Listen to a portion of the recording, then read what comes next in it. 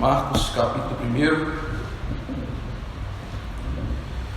verso 12 e verso 13. Nós vamos ler esse trecho e meditar nele com a graça de Deus hoje. Assim diz a Sagrada Escritura: E logo o Espírito o impeliu para o deserto, onde permaneceu 40 dias, sendo tentado por Satanás. Estava com as feras, mas os anjos o serviam. Vamos orar. Deus Todo-Poderoso, Santo, nós bendizemos Teu nome, Pai, porque agora tomamos a palavra, vamos meditar nela, e quanto precisamos da Tua lei, Senhor, no nosso coração. O salmista nos ensinou para tê-la no nosso coração, para não pecar contra Ti. Sendo assim, nessa noite nós queremos aprender mais da palavra, para viver vida mais santa para o Senhor. Mas nós sabemos também que este é o ato mais sublime das nossas vidas: ouvir a palavra da verdade. Nada se compara a ouvir a Tua voz e ainda permanecer vivos. Por isso, eu quero te implorar agora que Tu, ó Deus, me faças instrumento na Tua mão para pregar a palavra com sabedoria, com humildade e com fidelidade, expondo, ó Deus, a palavra como de fato ela é, na sua complexidade, sua simplicidade, profundidade, mas poder salvífico. Que o Senhor me use pelo Espírito Santo do Senhor, mas que este Espírito também atue nos meus irmãos, uma vez que a palavra é a espada do Espírito, e assim que o Espírito Santo possa atuar no coração dos Teus servos, para que eles escutem a palavra, Pai, para a salvação, e que tudo seja feito com ordem, com decência e para a Tua glória santa. Ó Senhor, fique conosco, em nome do Senhor e Salvador Jesus Cristo. Amém. Meus queridos irmãos, hoje nós vamos falar sobre a tentação de Cristo, mas eu queria introduzir o sermão de hoje falando um pouco da nossa experiência. Todos nós aqui somos pecadores, não é mesmo? E todos nós já provamos de sermos tentados e vencidos pela nossa tentação.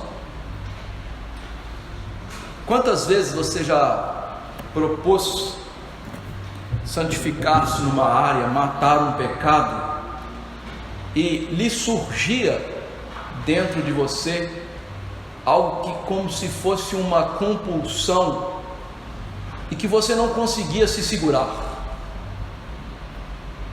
Talvez seja para segundo prato de comida que não é necessário, talvez para gastar dinheiro ou para ganhar dinheiro, mas aquela compulsão que é quase incontrolável. Isso mostra o nosso coração, o mal que está enraizado no nosso coração. Mas o que nós vamos ver aqui hoje é que isso não acontecia com Jesus, e que Jesus é suficiente para que estas coisas sejam vencidas no nosso coração. Ou seja, em Jesus há o poder para vencer essa natureza ainda pecadora que está em nós e que às vezes quase que nos domina, quase que nos arrebata para o pecado. Eu sei que você já sentiu isso, todos nós sentimos isso. Hoje nós vamos ver como Jesus venceu a tentação e como há poder em Jesus para que vençamos esse tipo de coisa nos nossos corações, essa compulsão, essa voz interna do pecado. Antes de entrarmos no texto, eu gostaria de lembrar com os irmãos que até aqui Marcos está interessadíssimo em mostrar-nos como Jesus é especial, como Jesus é o Filho de Deus. No último sermão nós vimos que ele tem algum argumento a nos mostrar através da comparação entre Jesus e João Batista. Ele usa a pregação de João Batista para mostrar que Cristo era maior do que João Batista, porque o próprio João disse: eu não sou digno de desatar as sandálias dos pés do Senhor Jesus Cristo, mostrando que Jesus era muito maior do que João, que ele nem sequer achava digno de considerar-se um escravo de Jesus.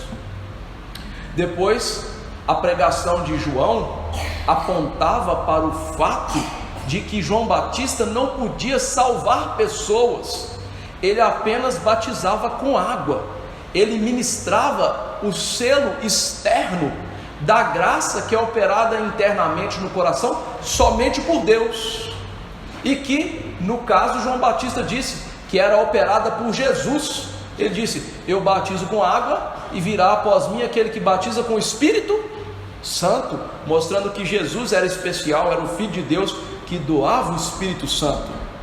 Depois nós vimos o batismo de Jesus, em que lá dos altos céus o Espírito desce e pousa sobre Cristo, permanece em Cristo, ungindo para ser profeta, sacerdote e rei para a nossa salvação.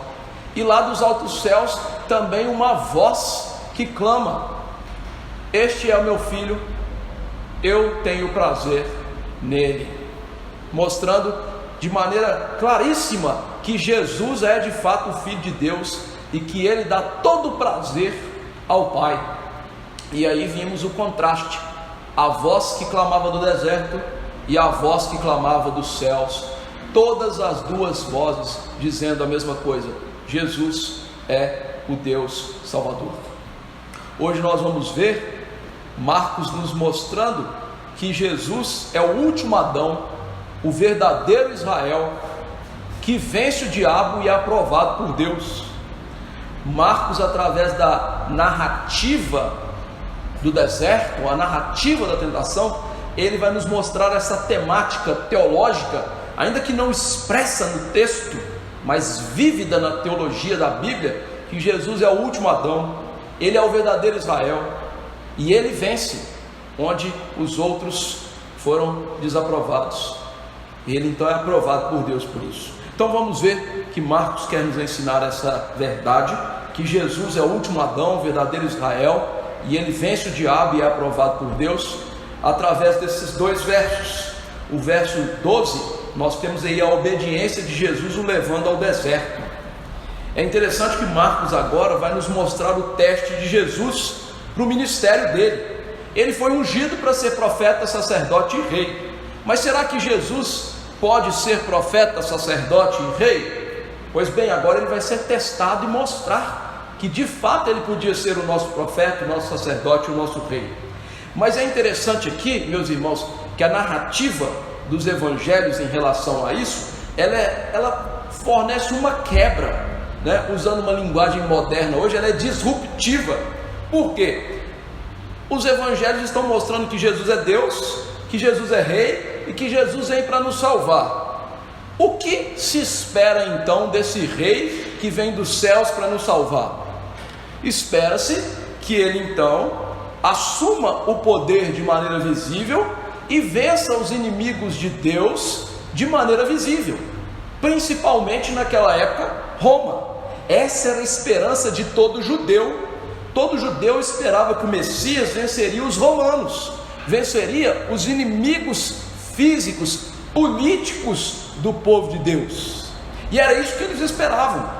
E quando aqui os evangelhos mostram que Jesus venceria o verdadeiro inimigo do povo de Deus, que escraviza o ser humano, que é Satanás, há uma quebra, há um choque aqui, mostrando que o verdadeiro inimigo nunca foi Roma, o verdadeiro inimigo não é o homem, o verdadeiro inimigo é Satanás, que usa este mundo para aprender os seres humanos, para agrilhoar os seres humanos. E veja que Marcos mostra que imediatamente Jesus sai do seu batismo e vai lutar contra esse verdadeiro inimigo. O texto começa com e logo, duas expressões aí no grego que mostram algo urgente, rápido, como se não houvesse intervalo de tempo, uma coisa e outra. Ou seja, no sentido de que o pai acaba de dizer: este é meu filho, e agora Jesus vai enfrentar o diabo. E interessante, irmãos, que isso era muito comum no ministério de Jesus, momentos em que havia uma glória perceptível, um louvor de Cristo, uma maneira de mostrar a grandiosidade de Cristo, e logo em seguida ele estar enfrentando o diabo. Por exemplo, no Monte da Transfiguração, o Pai diz a Cristo: este é o meu filho, a ele ouvi. E logo em seguida ele desce do monte e está lá Satanás apontando um escarcéu com os discípulos, de maneira que eles não conseguem expulsar o demônio, e não só não conseguem, mas são tripudiados pelo povo. Jesus sai da glória, digamos assim, para o inferno. Nós podemos ver isso quando Jesus para a tempestade, e ali há um momento de grande glória, em que ele é demonstrado como Filho de Deus, como aquele que tem poder sobre a criação, e logo em seguida ele está em Genezaré com os endemoniados gritando em relação a ele, e ele está ali enfrentando Satanás. Tudo isso nos mostra que o ministério de Jesus sempre foi um grande embate com Satanás. O ministério de Jesus, meus irmãos, é o que alguns teólogos chamam de uma luta escatológica, cósmica, pela salvação do seu povo, mostrando que o seu ministério, por causa disso, sempre foi custoso. Ou seja, a obra da redenção nunca foi fácil, quebrando de nós algumas ideias equivocadas. Quando pensamos em poder de Deus, lembramos da criação, tudo feito do nada, pela palavra do poder, mas o maior poder está envolvido na obra da redenção. Por assim dizer, a maior dificuldade está envolvida na obra da redenção, em que o Senhor agora se submete à lei, se humilha e vai ali enfrentar o inimigo hostil a ele.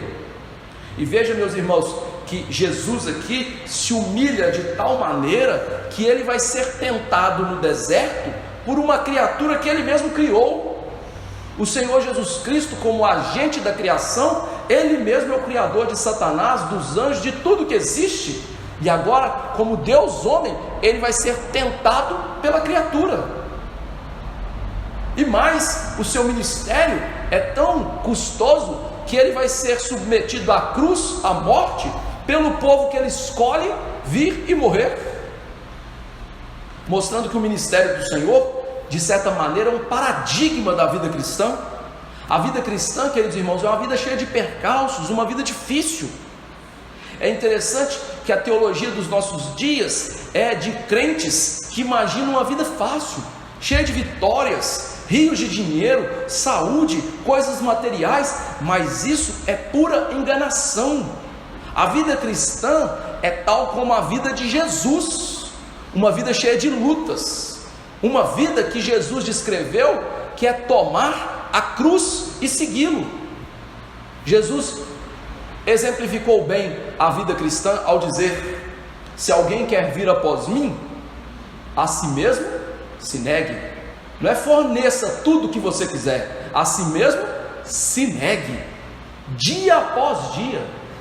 Tome a sua cruz e me siga, pois quem quiser salvar a sua vida, perdê-la-á.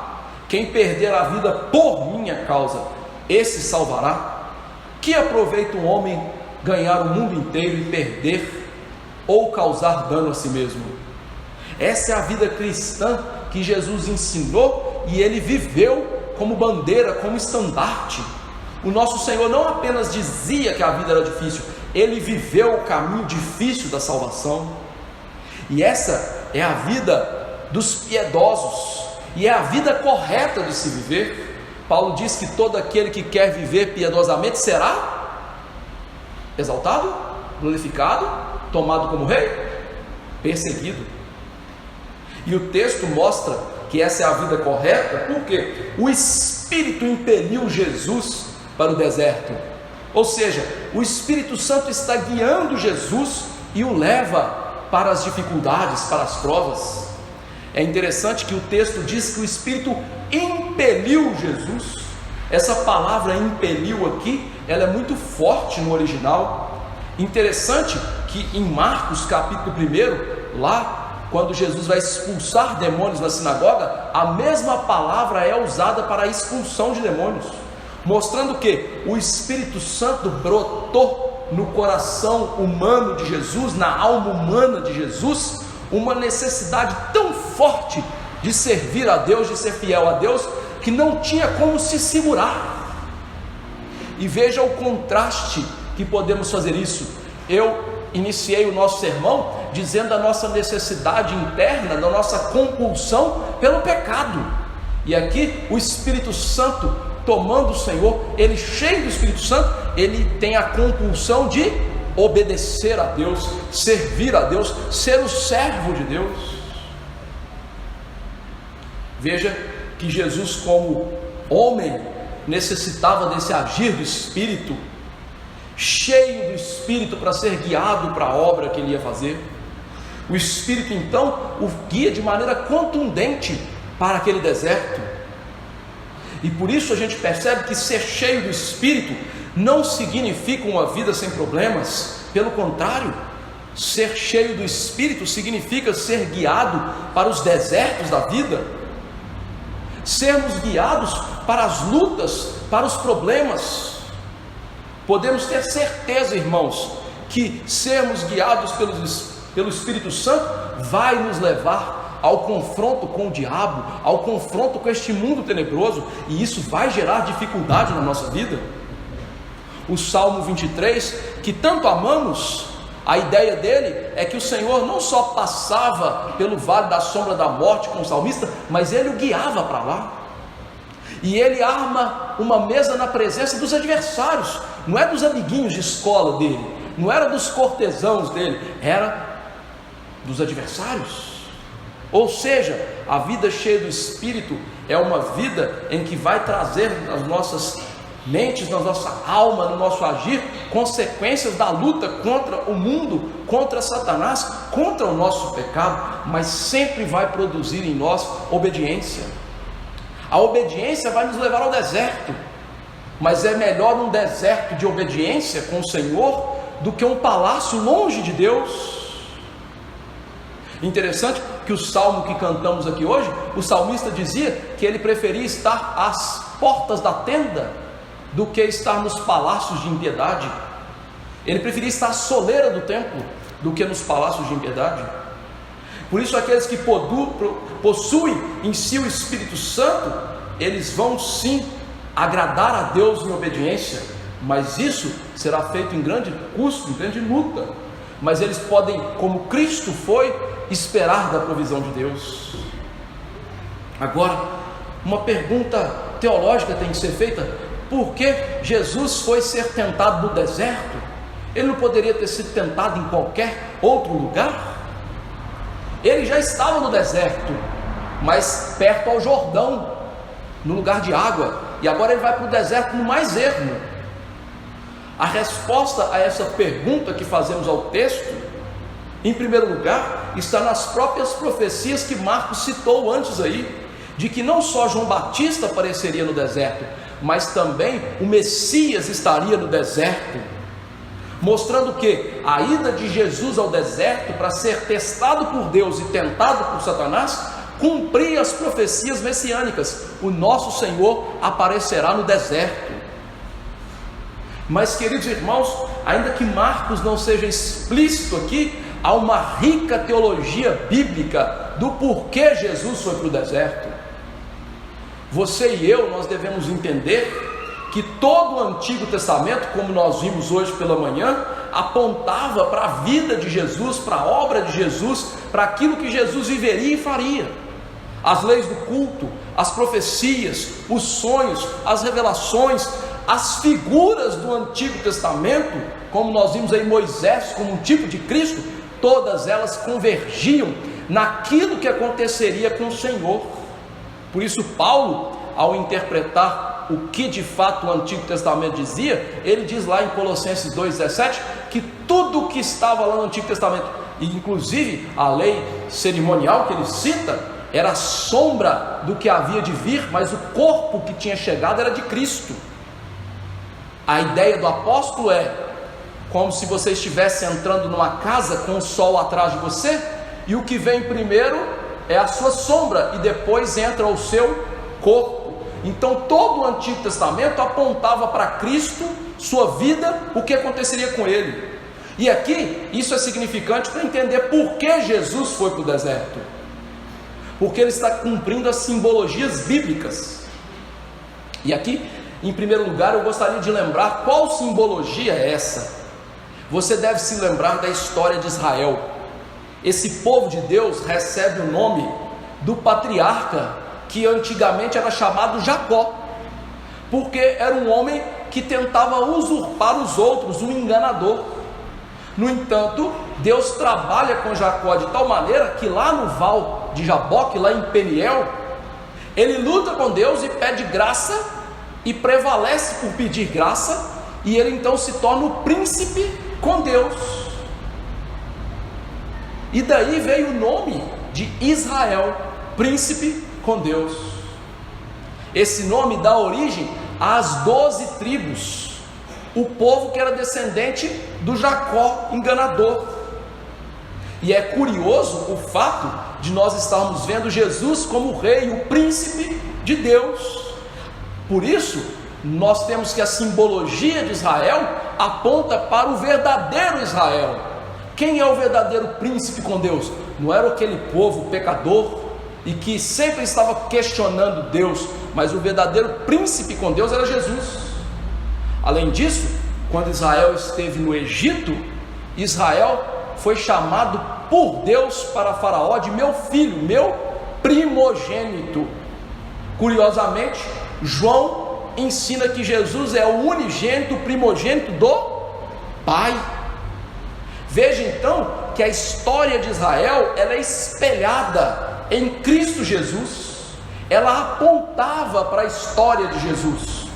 Tanto é assim que Mateus dá uma prova clara disso para nós. Mateus 2, 14 e 15, Mateus interpreta um fato na vida de Jesus, citando algo em relação a Israel. Preste atenção. Dispondo-se ele, aqui José, o pai de Jesus, tomou de noite o menino e sua mãe e partiu para o Egito, e lá ficou até a morte de Herodes. Herodes estava matando as crianças, para que se cumprisse o que fora dito pelo Senhor por intermédio do profeta: do Egito chamei meu filho. Quando você lê o livro de Oséias, Oséias está aplicando isso à história de Israel, e agora Mateus aplica algo que era da história de Israel à história de Jesus, para mostrar o que? O verdadeiro Israel é Jesus, gente. Quando você olhar para a história de Israel, você tem que olhar para a história de Jesus. Por isso, quando Marcos aqui acrescenta essa alusão histórica de que Jesus foi levado ao deserto, você tem que ir lá no Antigo Testamento e entender quem foi parar no deserto.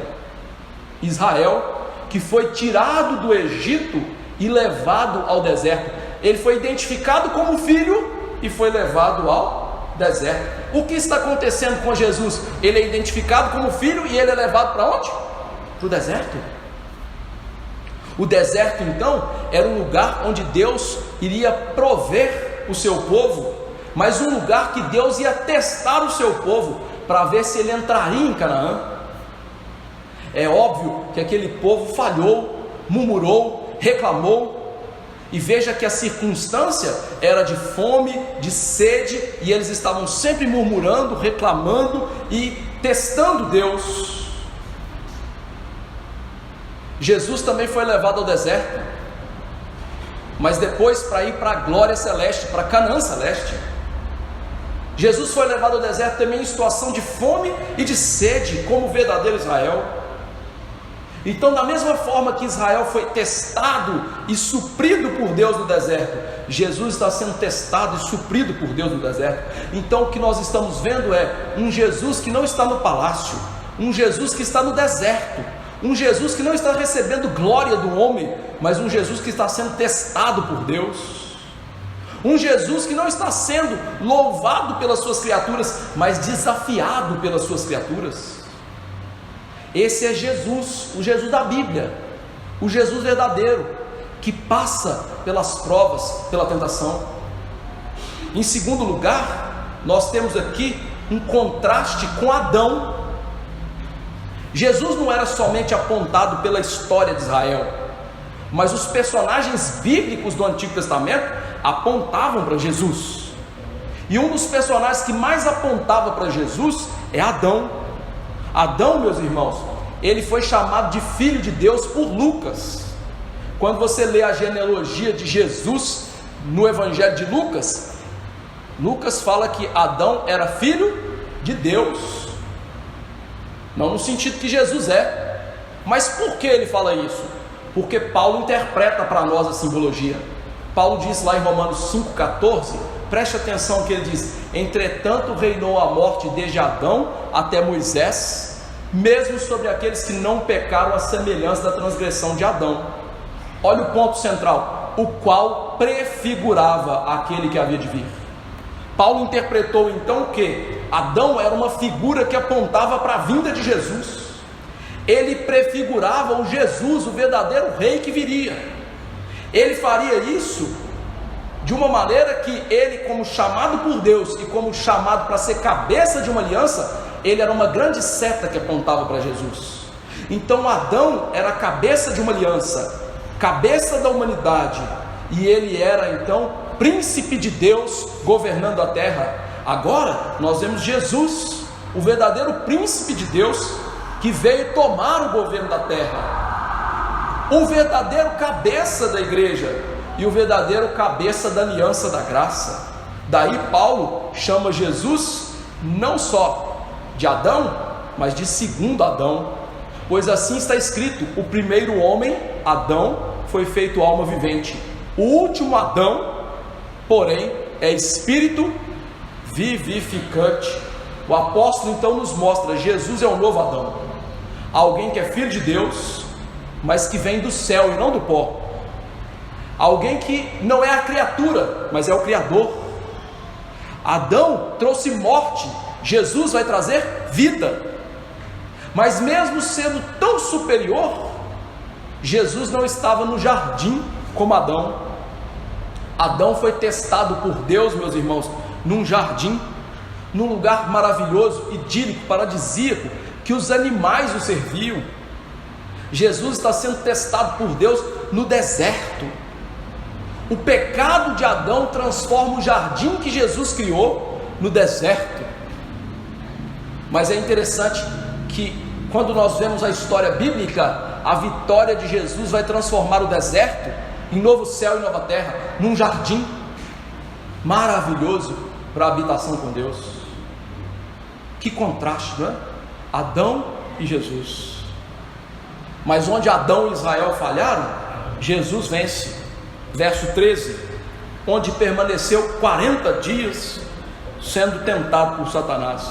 Veja que Israel perdeu, Adão perdeu, mas Jesus vence onde eles falharam. Ele fica 40 dias no deserto. E essa referência também é importante. Nós vimos aqui que Jesus é o verdadeiro Israel, e a história daquele povo apontava para Jesus. Curiosamente, quantos dias Israel espiou Canaã? 40. E por isso, quando eles caíram, eles foram destinados a viver 40 anos no deserto. Agora, o verdadeiro Israel vai ficar 40 dias também no deserto. Mas, além destes dados de Israel, nós temos dois personagens bíblicos importantíssimos no Antigo Testamento que também ficam 40 dias no deserto com Deus: Moisés e Elias. E é interessante que na transfiguração, tanto Moisés quanto Elias apresentam-se a Jesus, e eles estão ali com Pedro, Tiago e João, vendo a glória de Jesus sendo manifesta. Esses dois homens ficaram 40 dias com Deus no deserto, também sem comer e sem beber, como Jesus. O texto de Marcos não menciona, mas nós vimos em Mateus que Jesus está em jejum. E aqui nós vemos que o milagre de Moisés e Elias sendo sustentados por Deus está se repetindo. Aqueles homens cheios do Espírito Santo de Deus foram sustentados por Deus. Agora Jesus, cheio do Espírito Santo, está sendo sustentado por Deus também. E é por isso que Jesus, quando foi tentado por Satanás, pôde dizer: nem só de pão vive o homem, mas de toda a palavra que sai da boca de Deus. Jesus estava provando o que Moisés e Elias provaram lá no passado, que a vida não vem dos alimentos, a vida vem de Deus. A gente de maneira comum pensa: nós somos supridos pela picanha que a gente come, pelo pão com manteiga gostosinho. Não, nós não somos supridos assim. É verdade que Deus usa isso para o nosso suprimento, mas a vida vem de Deus. Meus irmãos, se Deus quisesse que você bebesse água e morresse de sede, isso aconteceria. Se Deus quisesse que você comesse até explodir e morrer de fome, Ele faria. Porque o que realmente sustenta o homem é a palavra do poder de Deus. Você pode ver isso em Hebreus capítulo 1, que diz que pelo poder da palavra Deus sustenta todas as coisas. Hebreus 1:3 diz: Ele que é o resplendor da glória e a expressão exata do seu ser, sustentando todas as coisas pela palavra do seu poder. Pela palavra do seu poder. Jesus estava provando ali desse poder de Deus para o sustento. Então a vida não é o que comemos ou o que vestimos, mas a vida é o poder de Deus em nós. Ele é o dono da vida, é Ele quem sustenta a vida. Nós somos muito orgulhosos em acreditar que temos vida em nós mesmos, que somos capazes das coisas, que nós nos sustentamos. Não, Jesus está provando aqui a verdade para nós. Não há vida sem Deus, não há sustento sem Deus, o poder é todo de Deus. Deus é suficiente sustentador do ser humano. Moisés, Elias e Jesus são a prova viva disso. 40 dias sem comer. Deus é o verdadeiro sustento do seu povo. E assim como aqueles homens foram supridos por Deus e confiaram em Deus, nós vemos aqui Jesus sendo suprido e confiado, ou confiando em Deus, colocando em Deus a sua confiança e provando até o fim a graça de Deus, o poder de Deus na sua vida. Mas, meus irmãos, temos aqui uma profundidade nessa tentação de Jesus, porque, em primeiro lugar, Jesus estava sendo testado por Deus. É verdade que ele está sendo tentado ali, mas ele está sendo testado por Deus. Lembre-se de Israel, testado. Lembre-se de Adão, testado. Deus havia dado um teste a Adão e havia dado um teste a Israel, ambos falhando. Mas agora Jesus está sendo testado pelo próprio Deus, cumprindo esses tipos. Mas é interessante aqui notar uma coisa. Veja, eu estou usando para Deus a palavra teste e não tentação, porque a Bíblia não nos permite dizer que Deus tenta alguém. Tiago 1,13 diz: ninguém ao ser tentado diga, sou tentado por Deus, porque Deus não pode ser tentado pelo mal, e Ele mesmo ninguém tenta. O Tiago aqui, irmão do Senhor, entendeu. Deus testa pessoas, mas não tenta pessoas. O teste visa a mortificação do pecado. O teste visa a comunhão com Deus. O teste visa a aprovação para uma nova fé. A tentação não, é algo vil, satânico, negativo e que leva para o mal. Os testes de Deus na vida do homem têm o propósito, a santificação, a morte do pecado, a purificação das nossas almas. Por isso nós somos testados por Deus. E nossa aprovação nos leva a ser mais próximos de Deus. Você pode lembrar disso, de Abraão, não é mesmo? Recebendo o filho da promessa, e Deus disse a ele: vá a Moriá e sacrifique o seu filho. E o que Abraão entendeu de Deus? ele mesmo deu o nome para aquele lugar: o Senhor proverá. O Senhor é o nosso sustento, percebeu? Teste para aprender o sustento de Deus. Por outro lado, Satanás tenta levar as pessoas para o mal. Enquanto Deus estava testando o seu filho, o diabo queria que Jesus pecasse, porque ele bem sabia que se o nosso Senhor sucumbisse à tentação, não haveria salvação para nós. Afinal, o Senhor seria culpado, pecador, uma dívida eterna para com o Senhor, e ele jamais poderia ser aquele que nos redimiria. Ele jamais seria aquele que doaria a vida eterna para nós. Por isso o diabo estava lá de maneira tão vil, tentando o nosso Senhor a deixar o caminho correto, o caminho da obediência. Em segundo lugar, nós vemos que a tentação de Jesus não era na sua natureza divina. Nós lemos aqui Tiago 1,3, que diz que Deus não pode ser tentado pelo mal. Jesus é tanto Deus quanto homem. Por isso, o que o diabo estava fazendo não era tentar Jesus na sua natureza divina, mas na sua natureza humana. Deus não pode, meus irmãos, fazer o mal. Esse é o Deus da Bíblia. Não é o Deus deste mundo que as pessoas dizem: se Deus pune pessoas no inferno, ele é mau. Não, ele é justo. Mal não. Se Deus não me dá o que eu quero, Deus não pode ser bom. Não. Se Ele te der o que você quiser, você vai se estrumbicar na sua vida. Imagine, né? Se Deus respondesse sim a tudo que você pede a Ele. Curiosamente, né? Tem até um filme que brinca com isso, né? Aquele filme do Jim Carrey, né? Que ele é o Senhor, ele recebe o poder de ser Deus. E aí as orações chegam a ele escreve sim para tudo. E quando ele vê o mundo está todo destruído, um caos. Veja que nós, meus irmãos, não podemos atribuir maldade em Deus. Deus é imutável. Tentação provoca mudança para o mal. Por isso não surge efeito em Deus.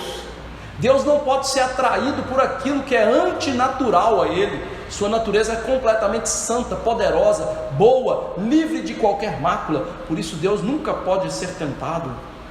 No entanto, nós homens e os anjos, criaturas de Deus, sim podem ser atraídos pelos seus desejos para fazer o mal. Por quê? Porque sempre está nos faltando algo.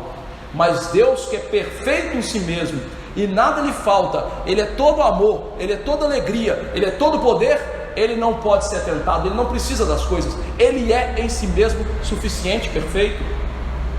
Por isso, Jesus, ao ser tentado, não estava sendo tentado na sua natureza divina, mas na natureza humana dele, que não era pecadora, mas era uma natureza humana. Por isso, em terceiro lugar, nós vamos ver que as tentações eram na natureza humana de Jesus, que é uma natureza como a nossa. Meus irmãos, é um grande erro considerar a natureza humana de Jesus como se não fosse como a nossa. Se Jesus fosse um ser humano diferente de nós, Ele não poderia nos salvar, porque a morte dele é substitutiva. Então Ele só pode substituir um ser humano se ele de fato for um ser humano. Por isso o autor de Hebreus nos ensina essa verdade. Nós não temos sumo sacerdote que não possa compadecer-se das nossas fraquezas. Antes foi ele tentado em todas as coisas à nossa semelhança, igual a gente, mas sem pecado. O escritor sacro vai mostrar o que? Jesus realmente foi tentado na sua natureza humana. Ele era carne e osso. Ele sentia fome, ele sentia sede, ele sentia sono. E foi aí que Satanás se agarrou para fazer Jesus pecar. Ele queria tirar vantagem de Jesus dos 40 dias sem comer. Satanás queria que Jesus deixasse de confiar na suficiência que vem de Deus, na provisão espiritual que vem de Deus, para que ele pensasse que os pães são mais importantes do que a palavra, do que a promessa, do que o poder da suficiência de Deus. Jesus foi tentado aqui em ver que Deus não é suficiente na visão de Satanás. Além disso, Satanás sabia de algo muito interessante. Jesus veio para destroná-lo. Como eu disse, Adão foi criado como cabeça da criação, como príncipe desse mundo. No entanto, o príncipe deste mundo mudou, o reinado mudou de mãos, passou a ser de Satanás. Por isso Paulo chama Satanás de o príncipe deste mundo. Então o que está acontecendo entre Jesus e Satanás ali é um embate escatológico de poder, de autoridade. Jesus veio para destronar Satanás, tirar a autoridade, não só esmagar a cabeça dele, vencendo na cruz, expondo ao ridículo, como disse Paulo, mas também para tirar dele o poder. Foi isso que Jesus disse, que um mais valente chegou e lhe amarrou. O que Jesus está fazendo então? Amarrando Satanás. Curiosamente, os evangélicos do nosso dia ficam lá, né? Está amarrado Satanás, está amarrado Satanás. Se soubesse ler Bíblia e entender que Jesus já fez isso no deserto. O que ele está fazendo ali é destronando Satanás, tirando o poder e a autoridade dele. Por isso, Satanás ofereceu a Jesus: ajoelha e me adore. Se me adorar, eu te dou todo o reino. Percebe? E aí Jesus: não, só a Deus adorarás. E ele quebrou o diabo. Veja como é mais fácil ajoelhar e adorar. Interessante, quando eu estava estudando esse sermão, eu lembrei de uma passagem histórica romantizada, né? De Leônidas, o rei de Esparta, e Efialtes. Leônidas exigiu que Efialtes levantasse o escudo como espartano, da cabeça aos pés, para proteger os espartanos na batalha. E ele não pôde, então traiu os espartanos. E quando ele esteve diante do rei Xerxes disse: eu te ofereço uma coisa melhor, me ajoelha e adora, e tudo isso vai ser seu. A mesma coisa que o diabo está fazendo. Olha que coisa interessante. O diabo, ele quer fazer com que tomemos o caminho mais fácil. Foi assim que ele ofereceu a vida eterna a Adão. Adão tinha que obedecer a Deus no teste que era muito difícil, mas Satanás propôs a ele o caminho mais fácil: deixa a palavra, come esse fruto e seja como Deus. Só que o caminho mais fácil dava aonde? Aonde deu? Na morte. Tanto que o Senhor chega na viração do dia e pergunta: onde estás, Adão? Ora, Deus sabia onde Adão estava. Deus é onipresente, onipotente, onisciente. O que ele estava fazendo é: Adão, onde você está em relação a mim agora? Eu estou escondido, eu tenho medo do Senhor. Ou seja, de fato aquele homem morreu espiritualmente. Por quê? Porque o caminho de Satanás dá em morte, nunca em vida. Os caminhos de Satanás, meus irmãos, eles são mais fáceis. A recompensa é imediata, a alegria é rápida, mas é tudo passageiro.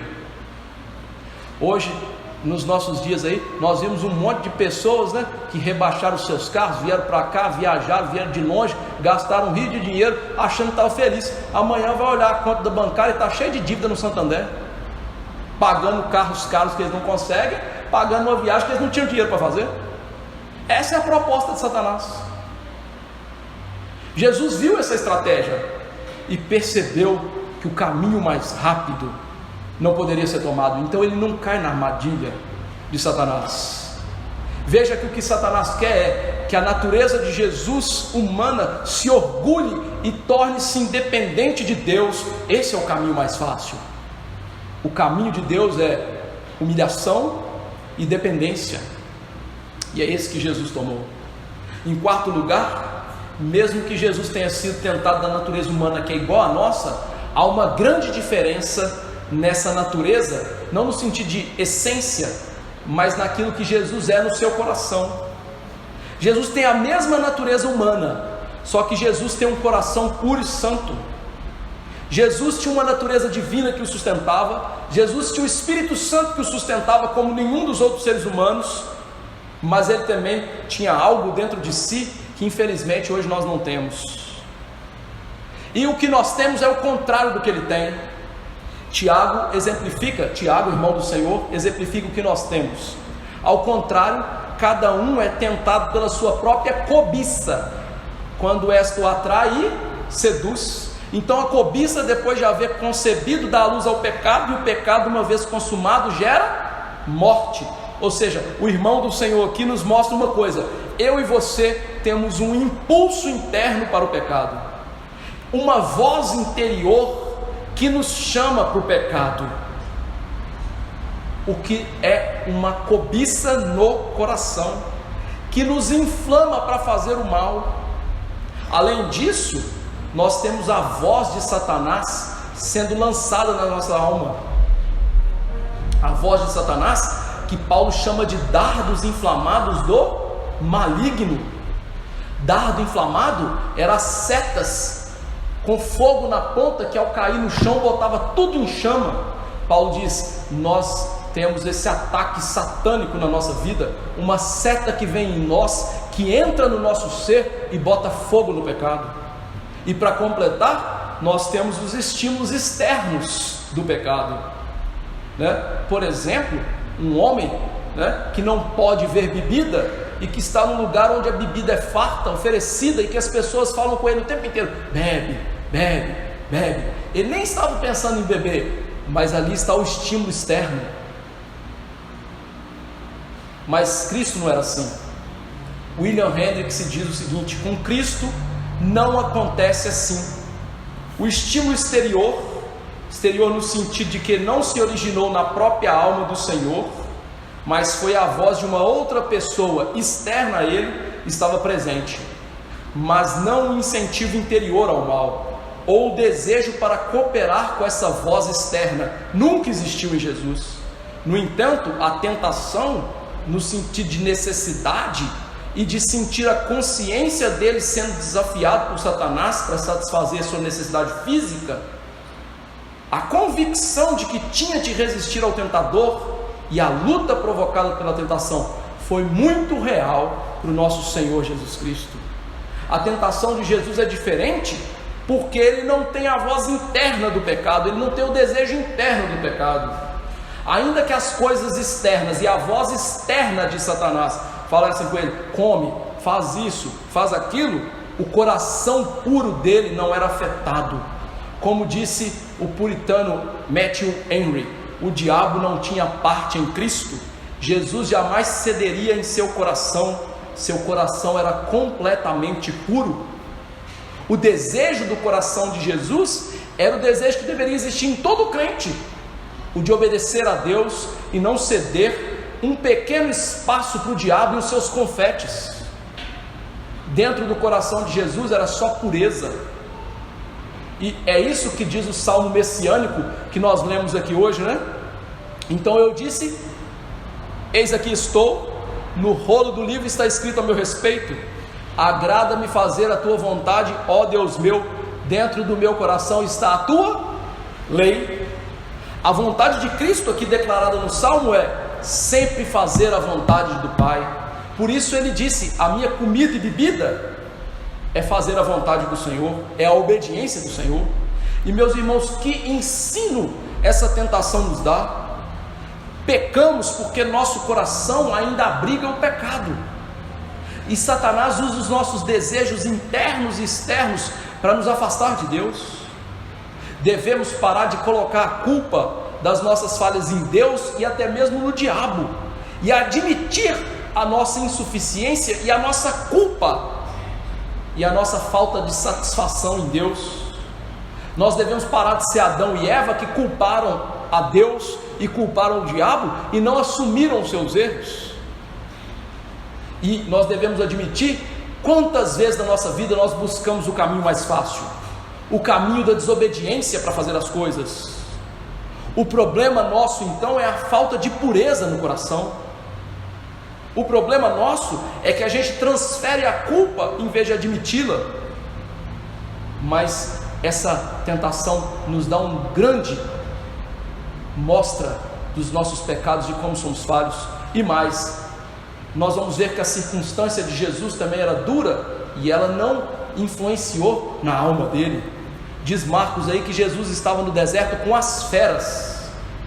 É interessante, esse é o único evangelho a dizer que Jesus estava com as feras. Por que Marcos salienta que Jesus estava com as feras? A ideia de Marcos aqui é descrever o cenário que Jesus estava. Ele não estava num lugar favorável para ser testado. Ele estava num deserto que tinha feras. É interessante quando a gente olha para Israel hoje, a gente vê tudo seco, né? E a gente quase não vê vida animal ali. Mas na época de Jesus, havia ali chacais, hienas, leões, e como a gente vê na história de Davi, ele matou até um urso em Israel. Ou seja, aqueles lugares eram lugares ermos de habitação de feras. Feras que não servem mais ao homem. Lembre-se que lá na criação as feras serviam a Adão perfeitamente, dado o fato de que Adão nomeia os animais, mostrando que ele tinha soberania e que eles o serviam. Adão era soberano sobre os animais, eles vinham até ele, eram serventuários dele em relação ao culto a Deus e à vida. Mas o pecado trouxe tamanha destruição na criação, que agora os animais são completamente hostis ao ser humano. Então aquele lugar era um lugar de hostilidade a Jesus. Além disso, meus irmãos, na voz profética, quando nós lemos as profecias, por exemplo, a profecia da queda da Babilônia, diz o profeta que na Babilônia habitaria chacais, hienas e também os sátiros, ou seja, mostrando que esse lugar de deserto, de desolação, é um lugar onde o diabo está ali com força. Então Marcos está mostrando que Jesus está em meio às feras perigosas, mas Jesus acaba de entrar no território do inimigo para vencê-lo, mostrando que, olha o contraste com Adão. Adão era o príncipe da criação, Adão deveria comandar os animais, mas foi um animal que o fez cair a mão de Satanás, ou na fala de Satanás. Nosso Senhor, ao contrário, estava no meio das feras que poderiam lhe devorar, mas ali ele estava submetendo agora a criação ao poderio dele. Por isso o comentarista Dewey Mulholland diz o seguinte: a região onde Jesus jejuou e foi tentado constituía, portanto, um cenário de abandono e perigo, num meio ambiente completamente oposto ao paraíso, onde o primeiro Adão foi tentado. Que grande contraste! Um Salvador ungido para ser profeta, sacerdote e rei, que não está no palácio nem no Éden, mas no deserto. O homem foi confrontado na sua casa, agora Jesus está confrontando o inimigo no território deles. O grande Salvador está aqui, pondo em prática o esmagar a cabeça da serpente no lugar mais hostil. Ele está agora, meus irmãos, nos escombros da criação, para começar a obra da redenção. E veja que coisa interessante, Jesus cria para o homem o jardim perfeito onde o homem caiu. O homem e o pecado criam um lugar imperfeito onde Jesus vai erguer a criação, fazer da criação de novo um jardim, um novo céu e nova terra, um lugar que as feras não mais serão feras. Por isso Isaías diz: a justiça será o cinto dos seus lombos e a fidelidade o cinto dos seus rins. Ou seja, Jesus estaria pronto para agir com justiça, e os rins indicam o coração, a parte interna, ou seja, a justiça, a lei está dentro do coração de Jesus. E o que isso resulta? Restauração. O lobo habitará com o cordeiro, o leopardo se deitará junto ao cabrito, o bezerro, o leão novo e o animal cevado darão juntos, e um pequenino os guiará. A vaca e a ursa pastarão juntas, e as suas crias juntas se deitarão. O leão comerá palha como boi, a criança de peito brincará sobre a toca da áspide, e o já desmamado meterá a mão na cova do basilisco. Não se fará mal nem dano algum em todo o meu santo monte, porque a terra se encherá do conhecimento do Senhor, como as águas cobrem o mar. O profeta viu que a vitória de Cristo, sua justiça, traria um novo paraíso. E esse novo paraíso estaria começando agora na vitória no deserto. É isso que Jesus estava fazendo no deserto, vencendo o inimigo, destruindo as obras de Satanás. E por fim Marcos diz: os anjos o serviam. Interessante, irmãos, que Marcos não segue a linha de Mateus e Lucas, mostrando que Jesus venceu a tentação. Não de maneira explícita, mas de maneira explícita, os anjos o serviam, falam da vitória de Jesus em relação à tentação diabólica. Quando nós lemos sobre a tentação nos evangelhos de Mateus e Lucas, nós vamos ver que os anjos só serviram Jesus depois que o diabo foi vencido. Afinal, uma das tentações que o diabo impôs sobre Jesus foi: pula de um pináculo e esses anjos vão te segurar, eles vão te servir. E aí Jesus: não tentarás o Senhor teu Deus. Então os anjos vão servir Jesus depois da sua vitória, lhe suprindo as necessidades. Esses anjos são ministros de Deus em prol de Jesus e dos crentes. Eles vieram então depois que Jesus venceu e ministraram a necessidade dele, trazendo conforto, o pão, o que ele precisava. Mas veja que coisa interessante, lá em Gênesis 3:24, nós lemos que os anjos não serviram Adão. Pelo contrário, eles enxotaram Adão do paraíso, meteram-no para fora para ele não ter acesso à vida. Eles guardavam com as espadas o jardim para que Adão não pudesse mais entrar ali.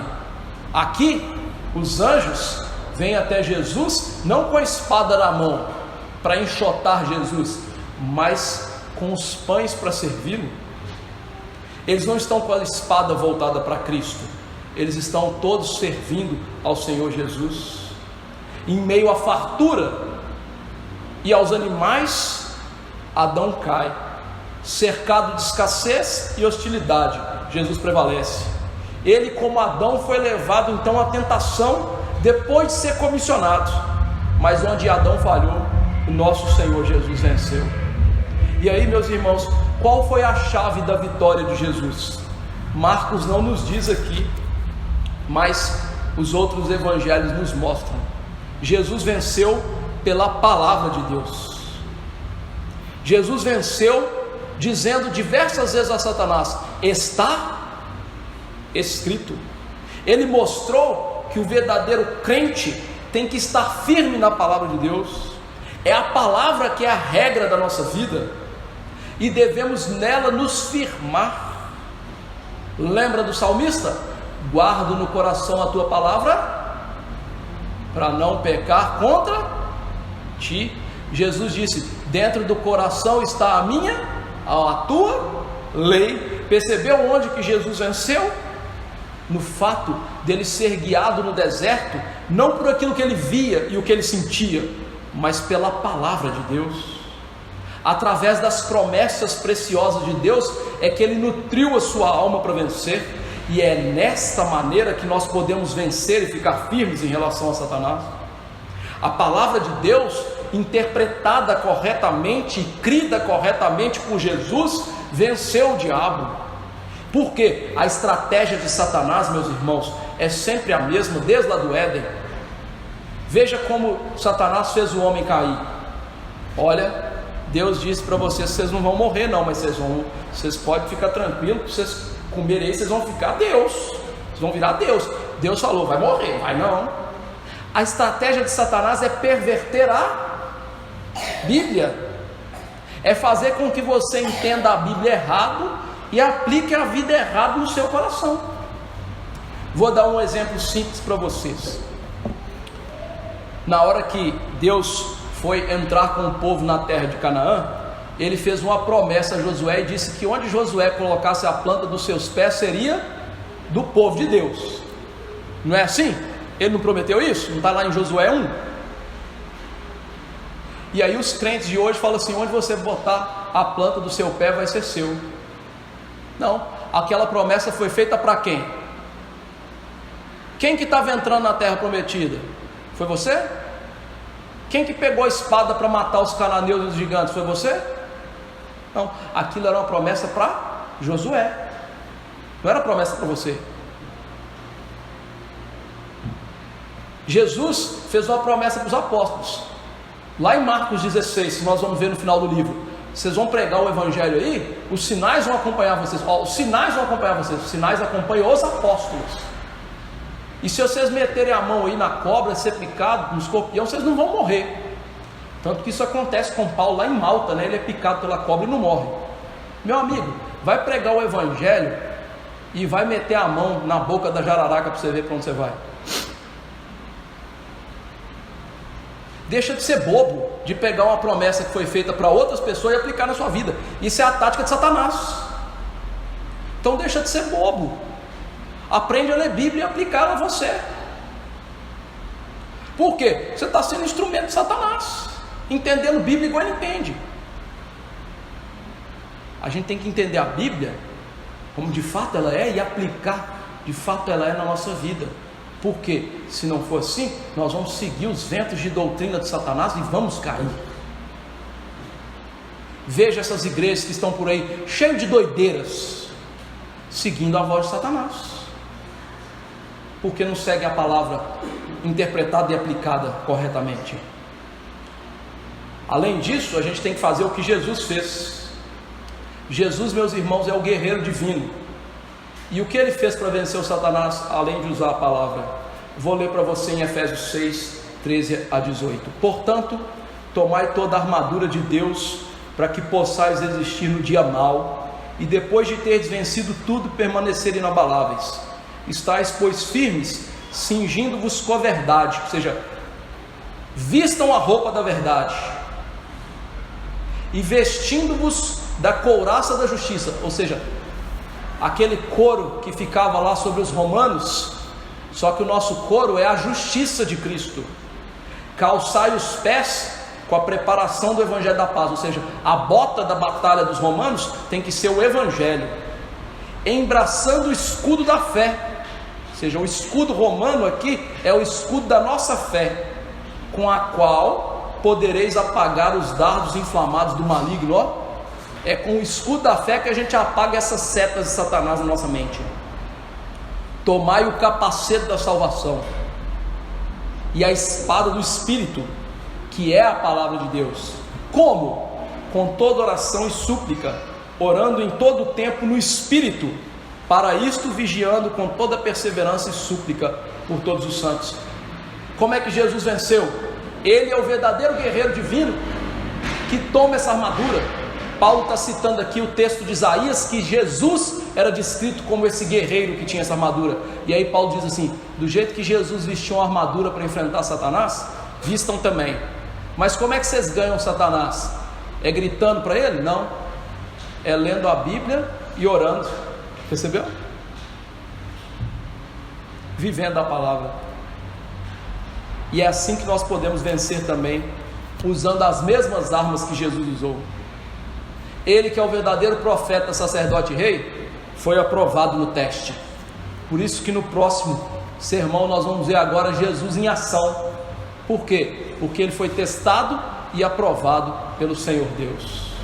Como viver esse texto? Primeira aplicação: Jesus foi tentado em todas as coisas. Por isso, meus irmãos, Jesus sabe o que você passa, e Jesus pode se compadecer de você. Como é bom saber que Jesus, irmãos, é empático ao nosso sofrimento. Quão consolador é uma pessoa quando ela vem nos ajudar e ela já passou por aquela prova que passamos. Imagine uma grande tragédia na sua vida e uma pessoa que sofreu essa grande tragédia vem te ajudar. O mesmo tipo. Jesus passou pelas tragédias da vida como nós, e por isso ele sabe muito bem lidar com as dificuldades, com as nossas lutas. Jesus é a pessoa que mais sabe o que nós estamos passando, mas Jesus venceu a tentação, então ele é apto para socorrer você. Recorra a Jesus, peça a ele que te ajude no meio da tentação e nos sofrimentos. Ele sabe o que fazer, ele sabe o jeito certo de te socorrer e o tempo certo para te socorrer. Jesus sabe, irmãos, o que nós passamos. Ele pode ministrar graça ao nosso coração do jeitinho que a gente precisa. Vamos recorrer a Ele. Segunda aplicação, meu irmão, Satanás vai te tentar sempre para tomar o caminho mais fácil na sua vida.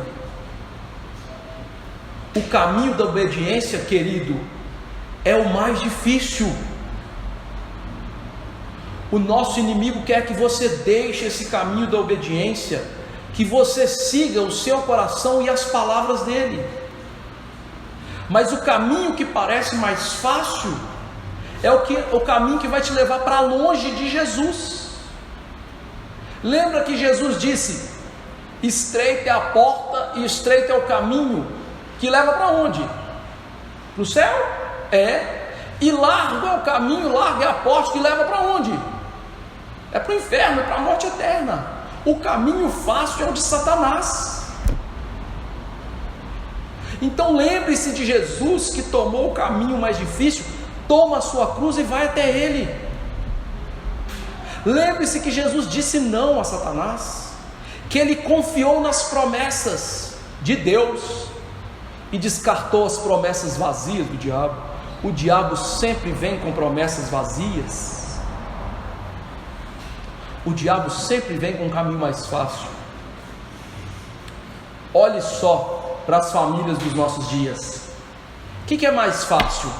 Trabalhar ou cuidar de filho? Trabalhar, meu amigo.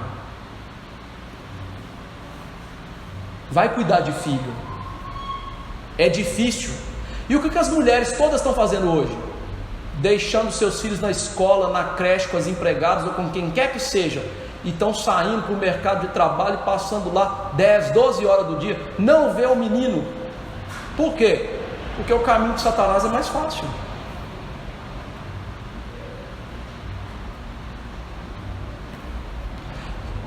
É fácil, maridão, você chegar em casa depois de trabalhar pesado e ter que disciplinar seus filhos, cuidar da sua mulher, ministrar o coração dela, ajudar nas tarefas domésticas e não descansar? É fácil? Não é não. Mas o que você quer fazer? Tomar o caminho mais fácil, não é? O caminho mais fácil não é o caminho de Jesus. Mas se nós pedirmos ajuda a Jesus, Ele vai nos dar graça de dizer não ao diabo e sim para a palavra dele. Terceira aplicação: Jesus venceu a tentação pela palavra de Deus. Não pense você que a vitória sobre Satanás está longe da palavra de Deus. A vitória que nós temos sobre o maligno e este mundo vil e tenebroso é a nossa fé, que é firmada na palavra. Além disso, é a palavra junto com a fé que nos ajuda a apagar os projéteis satânicos na nossa vida, que querem acender o nosso pecado em todo instante.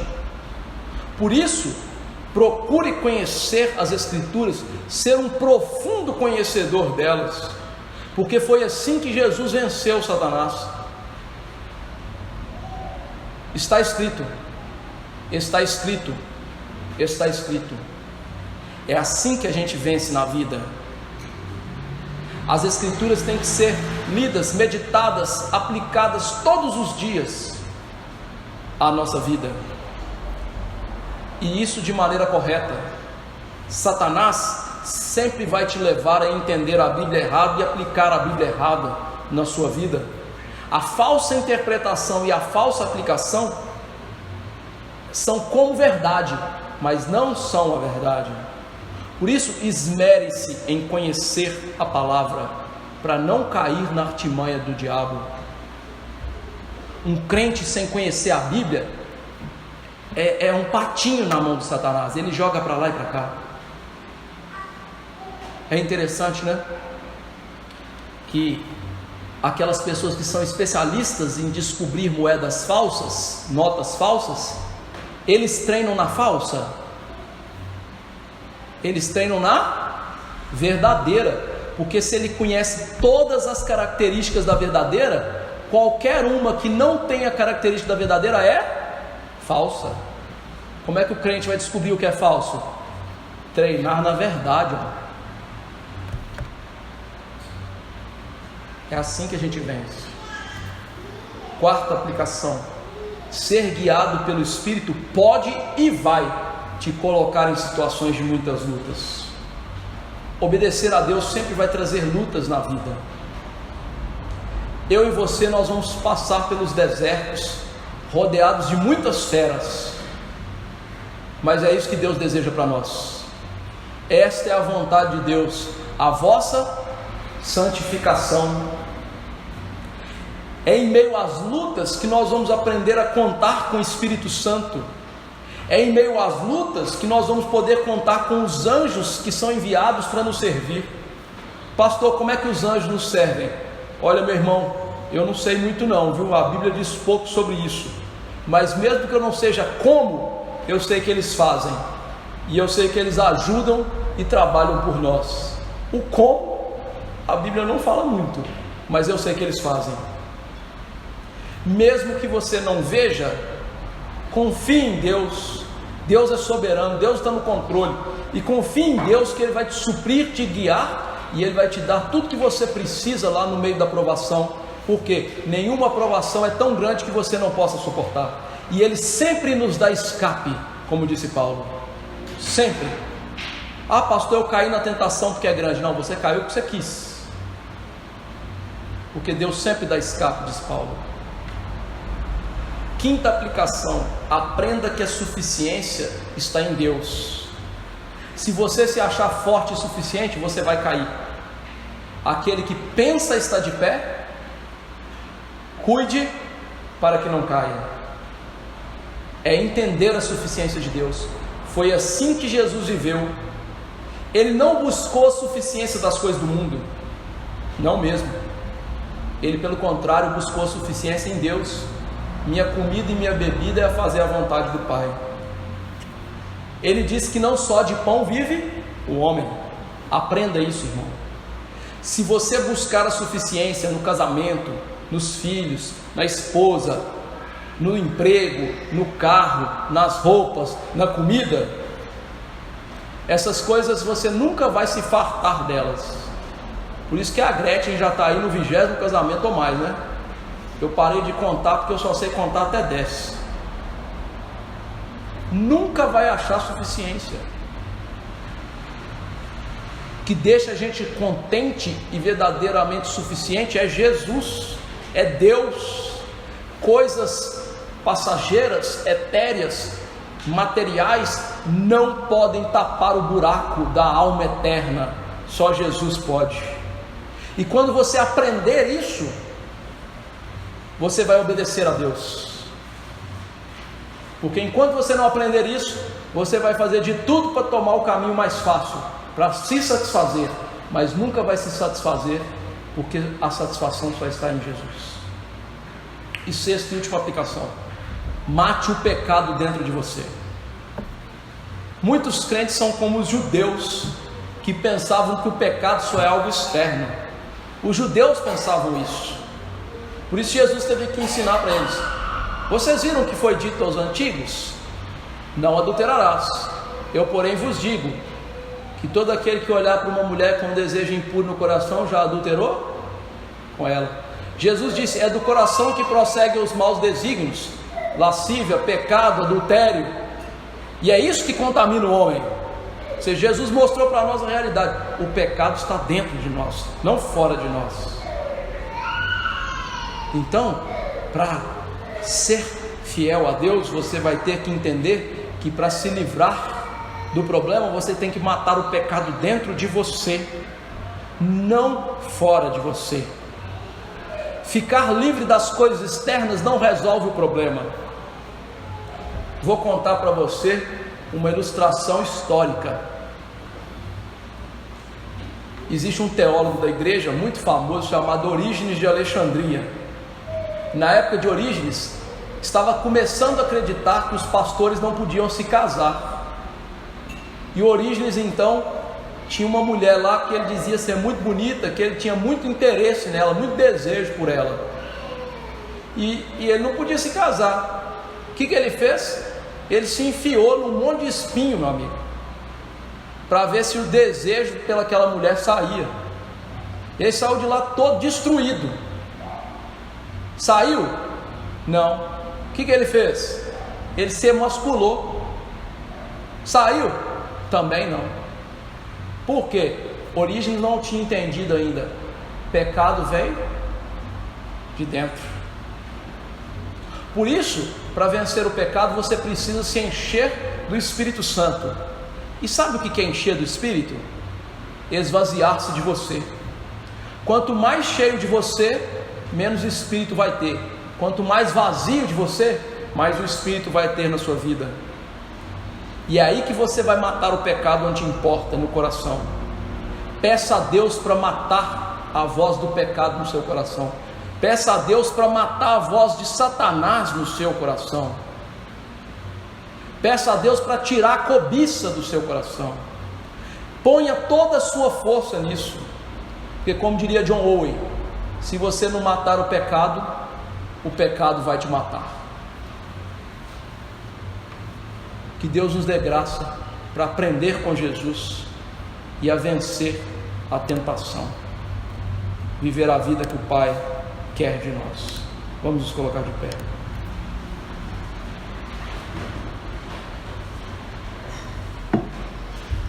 Senhor Deus Todo-Poderoso, é com louvor e gratidão que nós oramos a Ti por Jesus Cristo. Ele sim, ó Deus, homem perfeito, Teu Filho amado, venceu a tentação, onde Israel e Adão caíram, pecaram e trouxeram grandes males ao Teu povo, Senhor, e aos seres humanos. Por isso eu Te louvo, bendigo o Teu nome e exaltamos o Senhor por Jesus Cristo, nosso Salvador. Ah, Deus, se não fosse por Jesus, se não fosse pela firmeza do Teu Filho de ter no coração a lei de amar o Senhor sobre todas as coisas, jamais seríamos salvos.